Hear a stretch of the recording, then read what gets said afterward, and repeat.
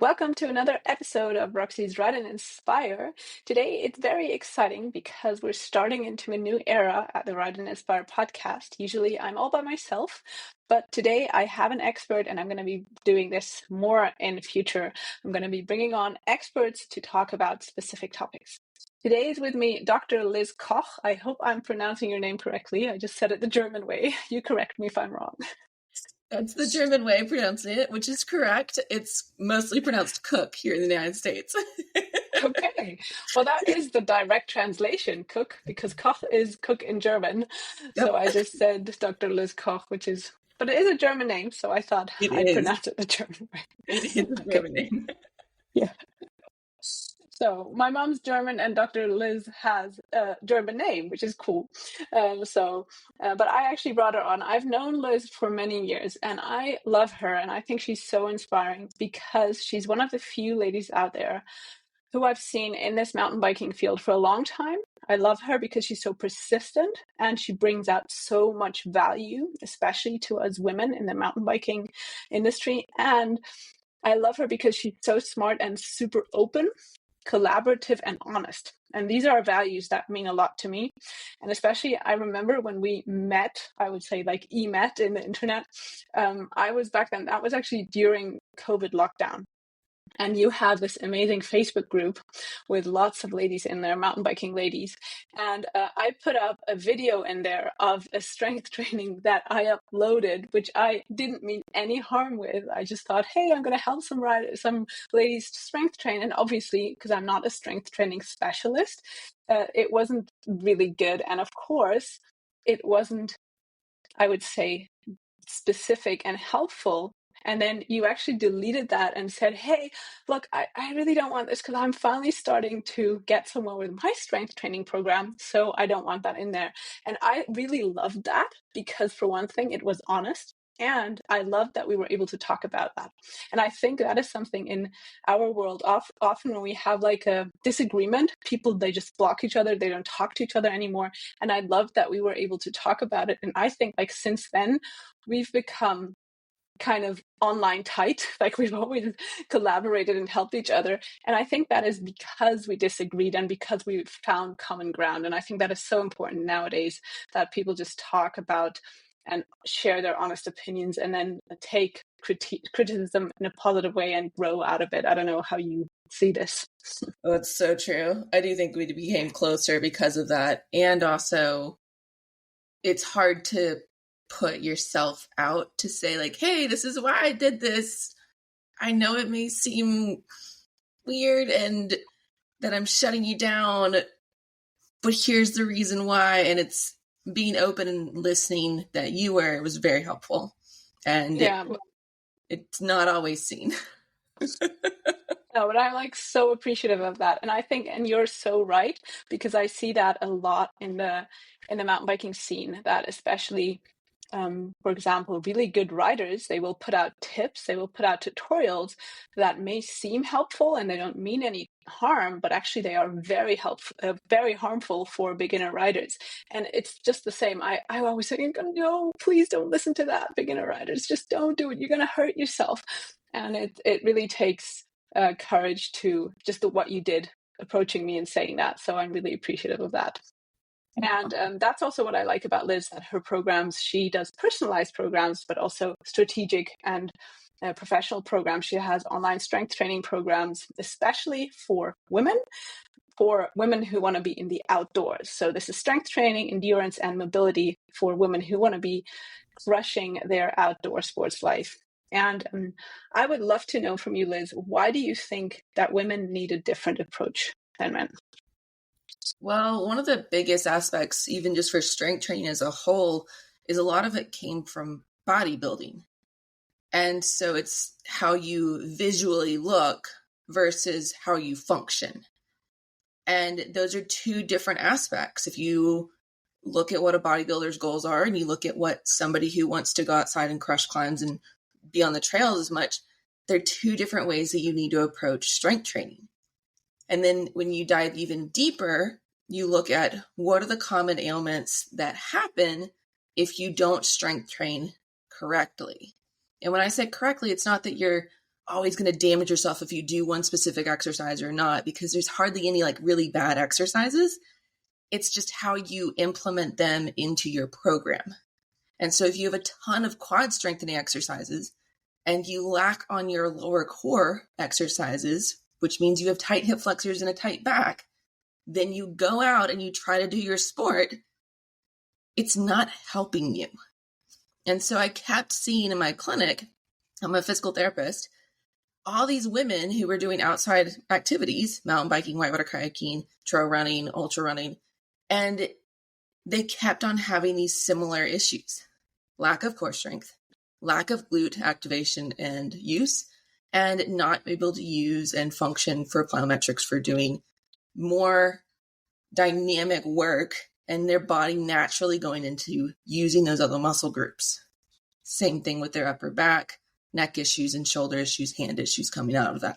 And so it's how you stack your training, your programming, that makes it where we're helping women specifically with those areas, because women are built a little bit differently biomechanically.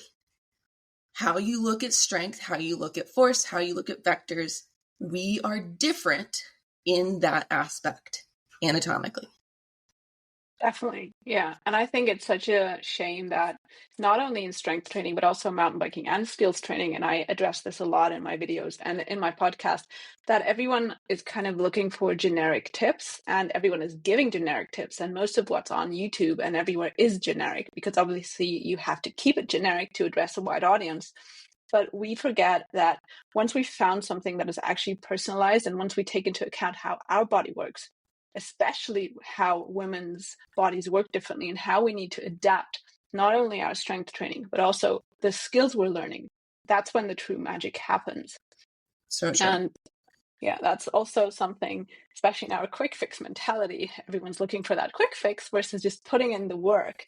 And we were just talking before we hit record that the great thing nowadays about online training, whether it's apps or what I do with my online coaching, is that it has become so affordable to get access to experts who are all around the world. So you don't need to go to your next physiotherapist or your next strength training expert or skills training expert. You can have access to a super affordable rate to all the experts around the world. And that's why it's amazing how this has all been evolving. So you said like specifically core and glute activation. How would people feel that when they're writing that they have these issues? One of the biggest kind of eye openers is usually downhill riding position. And that comes into a lot of stuff that you do, Roxy, is like skills. How do they actually hip hinge? And understanding how to hip hinge versus how to squat. And knowing the differentiating factors between those and strengthening the differentiating factors between those. My husband, he works as a farrier. So he puts shoes on horses and trims their feet. So he's underneath a horse all day long. He doesn't have back issues because I train him. And I train him to understand the difference between the deadlift, hip hinge, and the squat. And strengthening the back muscles, strengthening the core muscles, because back muscles are included in your core, will help you to understand how to use glutes versus quads and the kind of ratio between those two in those two different positions. Yeah, and that is so huge. As you said, like hip hinging versus squatting is what I will train, especially with riders aged 40 plus, most of the time, because everything comes back to that. If you don't have everything. And it's like, I would say like the most important things is definitely, for one thing, ankle mobility. And a lot of people don't have that. And also being able to feel those ankles, to feel your body weight, because the way you use your ankles intentionally is how you position your body. But at the basis of that is your hip hinge, because if you can't hinge and if you can't use your feet and if you don't even understand that correlation, then your whole body positioning will be off. And if your body positioning is off, everything else is off. Your front wheel is going to wash out in corners. You're going to be slow in corners. You're going to be fearful in corners. You're going to have pain when riding. You're going to be super insecure when riding steeps. And all comes back to the hip hinge and how you use your feet and your body positioning. And I think it's such a shame that people, they try to fix consequences most of the time versus really looking at the cause and then putting in the work, which is actually the shortcut. Like, a lot of people will look for that shortcut, but the shortcut is actually going the long way, looking for the cause, putting in that work, because it's just a few weeks to months. And then after that, once you've built up a specific foundation, like, maintaining that is not a lot of work, but you need to put up in a few weeks of work. And that's what I'm hoping that people will start seeing, versus only looking for quick fixes and looking for those shortcuts, which are actually the long road. I think that a lot of people resonate with this kind of analogy. It's going to the doctor and getting a medicine versus going to the doctor and actually changing some things about how your lifestyle is. And the medicine can fix things, but it also can cause some other symptoms that you're treating. But if you go back to fix the main part, then that's what will get you out of needing the medicine in that. And also what you say about the feet and ankles, it's a reason why I train a lot of hip hinge understanding on knees. And so if you do it on your knees, then you can understand how to move your hips and your core and your back and your butt, and not have that extra input of your feet and your ankles that come into play with it, because it does, we talk about it in PT as degrees of freedom of movement. How many degrees of movement do you have in different joints that are there? Yeah. You take out some joints, you simplify what all's inputted into the brain. Yeah. This is really amazing. And that's why I have I know a few physiotherapists, and that's why also I appreciate your work so much. And I've been, in the last years, always asking them, like, hey, how does this translate to this? So what if I improve that? What am I actually improving? Or if I have this problem, what could it really be? And understanding how the whole body system, which is a full body system, all plays together, really is such a game changer, not only for mountain biking, but especially as we age, as our mobility declines, as our strength declines. If we don't do anything, we're gonna get worse. And I know nobody wants to hear this, but it's important. And I mean, you're now pregnant, you're getting your second child. And that is also one thing that I forgot to mention in the beginning. I think it's amazing how you do this next to the child you already have and next to being pregnant. And I love your reels on Instagram where you integrate the baby. And it's so good because it really shows what I'm trying to bring into the world. It's about habits you create. And these habits and integrating them, that's going to bring the progress in the long run. It's not going to a strength training once a year or a skills clinic once a year. It's integrating skills, strength, endurance training in the long run. And it doesn't have to be, you don't have to go to the gym every day. You can do this at home. And that's what I love about your programs and the way you show it as well, that you live what you preach. And I think that's something that is often, especially in Instagram and everything, where everyone wants to just show the perfect life. I think it gets lost. And that's something what I really want to bring into the world, that it's not the big flashy things that bring the change. It's the small, consistent efforts that bring the big change. I call those the sexy exercises. Sorry, You're not going to get sexy exercises with me. Yeah, I know.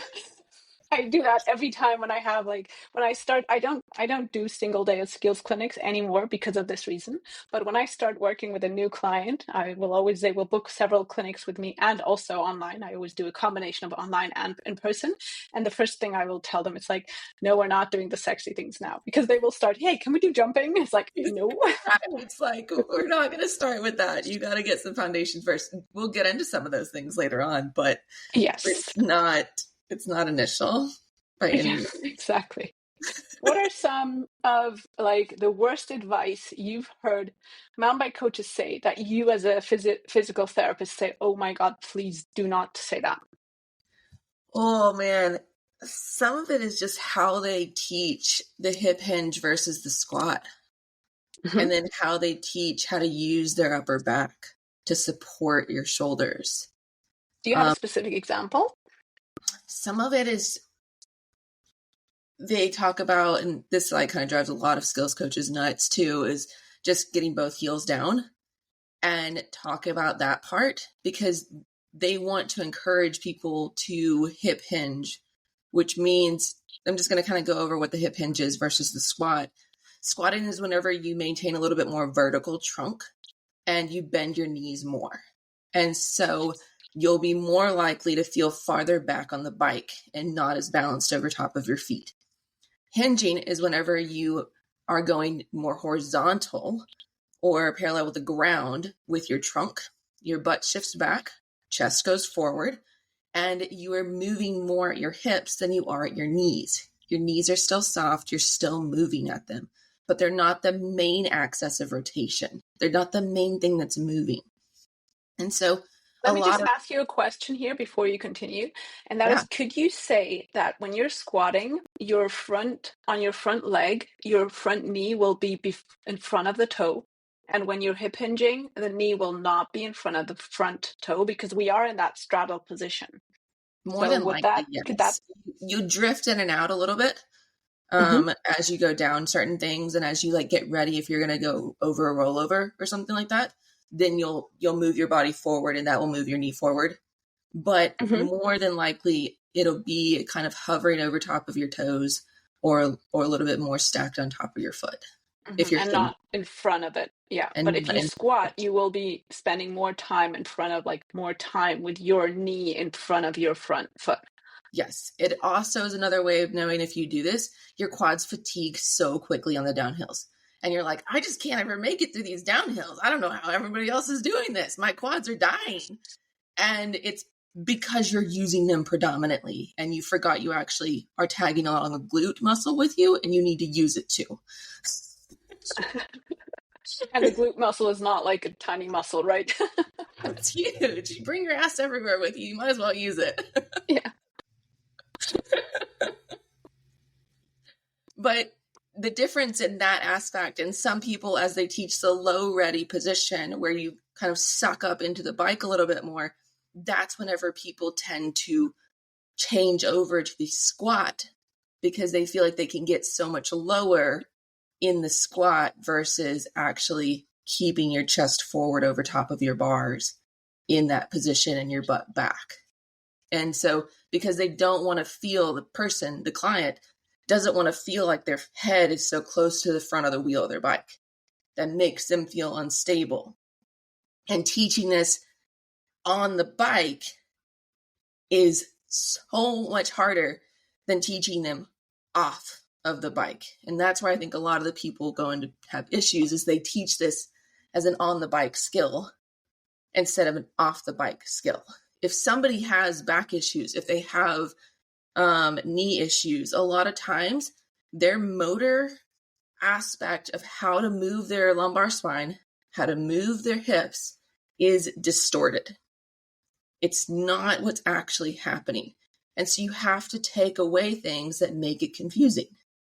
Sometimes people take 1 or 2 sessions just to even change how they understand how to move their hips, bringing them down to their knees.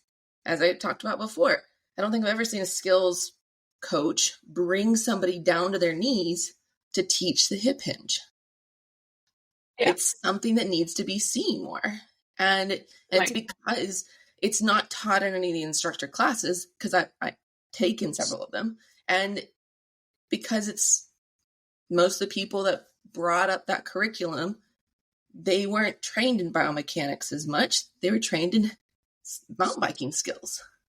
And so I think also the main problem, yeah, and I also agree so much to this. And I think one of the main problems with this is also that most people who develop these curriculums don't have these movement issues because they're amazing riders. So they Yes. grew up with riding. So for them, it's a no-brainer. They would never even think that you can't hip hinge. So they don't teach it because it's a no-brainer. And that's also why I will always say that the best riders are usually the worst coaches, or they need to work really hard to become good coaches because there's so much they don't think about, that a lot of, especially adults learning this sport, issues they will have that these people never ever would think about. And I think that's also one of the main issues. Just as you said, if someone can't do it off the bike, how are they going to do on the bike? Especially if you think the pedals, they're moving all the time. So you're not on like stable ground. And if you can't even support your body, your knees, your hips, your hip hinge on stable ground, how are you going to do it if the pedals are freely moving? And that's, I think, a lot of people really misjudge the coordinative basis that you need to be able to ride a bike safely. And then they take it to the trails too quickly. And then everyone crashes and it's like, why am I crashing? Well, because you don't have the movement patterns in a safe environment. So how are you going to be able to perform them in an environment where everything's moving and everything? They're like, and there's a cliff and there's like a Yeah. corner and everything. Yeah, definitely. Yeah. And about the, like, I'm also super allergic to the drop both heels all the time. Yes, there are definitely certain situations where you want to drop the heels, like during heavy braking. But one thing that I think, what I always see is when people got used to dropping those heels all the time, what it actually also does to the rear leg, it extends the leg fully and it locks that leg. What other issues do you see with dropping both heels? I find it mostly with their upper back and their hand positions. And so they end up pulling on their bars to get stability. And so instead of gaining stability, the bike gaining stability from you, you're gaining stability from the bike. And that kind of like, is the bike driving you or you driving the bike, is what people have been told in the past. It's a common statement. And that can cause other hand issues, numbness issues. It can cause other upper back, neck tightness issues, as we're mainly lower body strength. Like if you look at guys comparatively to women, guys have a lot more upper body strength, and comparatively to their leg strength, it's like, hey, did you miss leg day? Come on, dude. And then girls are leg day all day long. Hey, I missed my upper body day. Sorry. And so when it comes to pulling on stuff and being able to control things, we need to monitor our upper back for our shoulder strength. And if we are lacking in those two, where we tend to compensate is trying to over pull on our bars. And that's our gaining stability from the bike instead of the bike gaining stability from us. Yeah. I love the way you put that. That is really, really well put. Like the bike gaining stability from us. And what I also say is like the bike is the light mass and the body is the heavy mass. So if the body isn't stable, of course the bike isn't stable.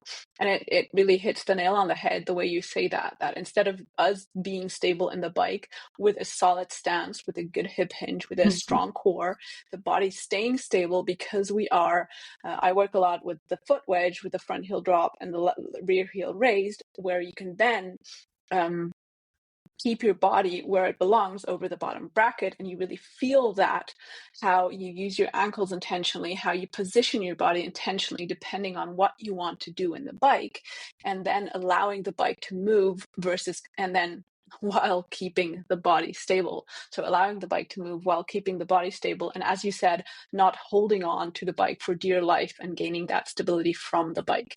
And we see that a lot as coaches, unfortunately.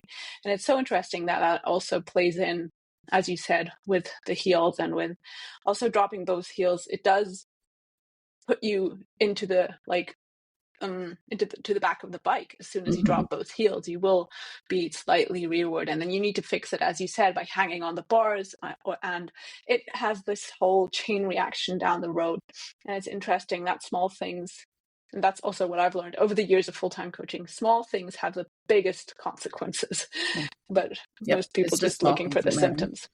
Yeah. Awesome. We also did a video a few years ago about elbows out, and that's also, I'm going to link it below. What do you think is, or why do you, I think you also said it when we prepared for this interview today, that you said elbows out is just one of them. What do you think is like the most problematic issue if people always say elbows out, elbows out? One, it's a hard position to hold. And so if you are in that position, it's going to fatigue you. Two, it's not really great for your shoulders.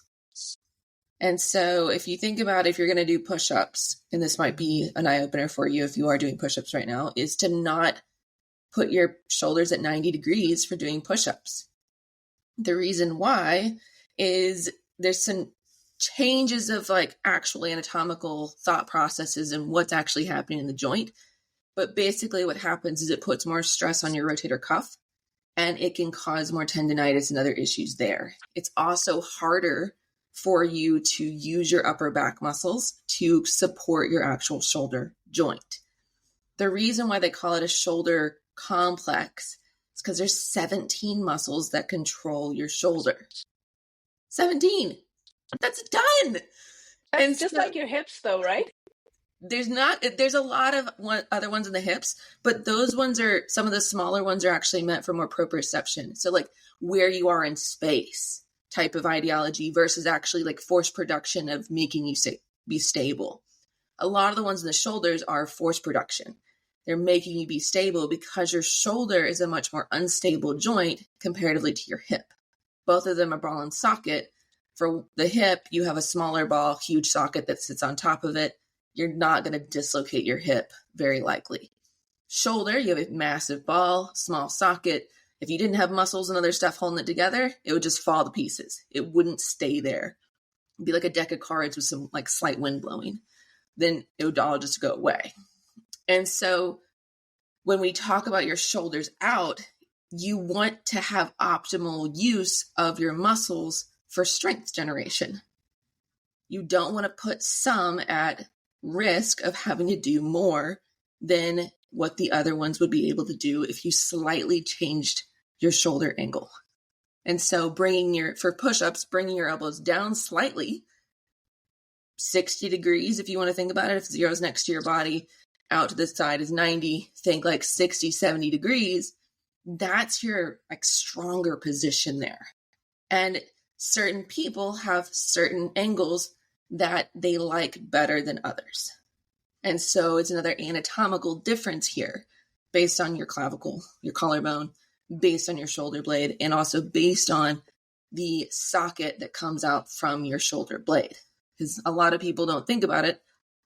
The socket that your ball attaches to actually comes and resides on your shoulder blade.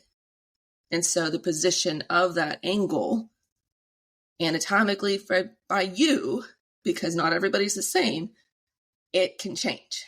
And so that's why some people may like a little bit smaller angle. Some people like a little bit bigger angle. And you'll find your position of strength if you do a push-up and you're like, what feels better? What do I like? What can I use? And I feel stable and can use my core, can use my back, and feel like I can push and also pull.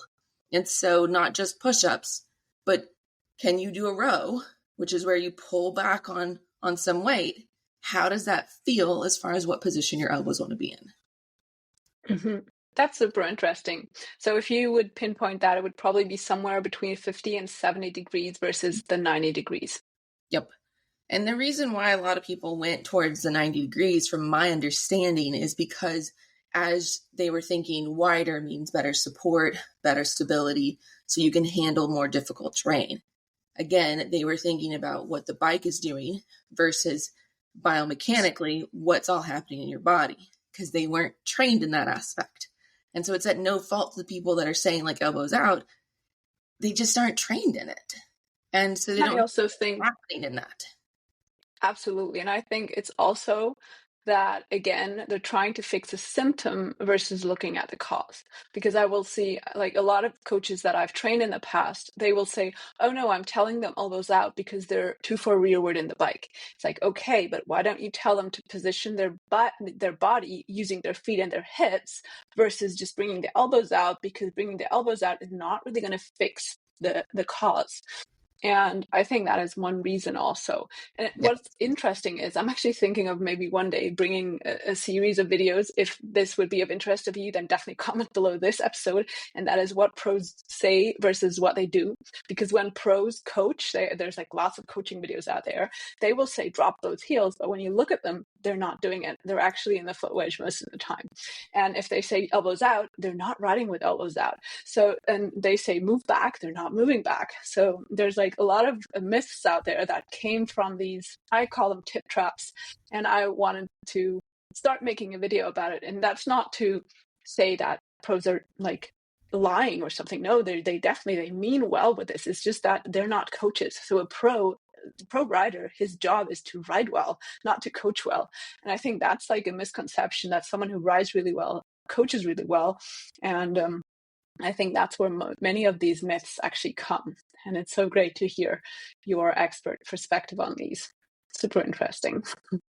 Yeah, I think it's so true that it's not always the people that are doing the best in that particular sport are the best to actually teach it. Yeah. It's actually a funny comparison that I thought about once. So it's like, if I want to book a German teacher, or if I'm looking for someone to teach me German, I'm not going to look for the fastest rapper to teach me German. I'm going to look for someone who can actually, who's been trained in teaching a language. But that's what people do. They're like, oh, look, it's the fastest racer, I'm going to book him as a coach. Like, yeah, that makes sense. Yeah, Okay. it's not just biking that happens. It's whitewater sports. I mean, I've been a whitewater kayaker since my mom taught classes whenever she was pregnant with me, type of gig. Kayaking when I was 9. So it's not just in biking, it's in multiple different sports of, hey, this person did really well. Let me copy paste what they're doing and I'm going to do really well. And it's just not how that works because they're in a different stage. Yeah, definitely. So thank you so much, Liz. I think that's enough for today, because I don't want to have these episodes and I don't want to steal too much of your time. But thanks so much for taking the time. I'm going to link your strength training and endurance training and mobility training below. And also Liz is helping me set up my own little supplement, which is definitely not at all anything compared to Liz's super comprehensive programs. But if you're totally new to strength training and want to try, then I can recommend, of course, Liz's app. And also I have a program coming up, which is called Skill Up Program. And that's an all-in-one program. We have strength, mobility, mindset, and lots of skills that you can do right on your doorstep. That's starting 29th of March. And I would love for you to join. So thank you, Liz, for being here and joining me today. And if you like this episode, let me know below. Then maybe Liz can be back in future. And if you have specific questions, let us know. Then we can look at these in the future. So thanks for being here, and join me again for my next episode. Goodbye, everyone. Right on. Thank you.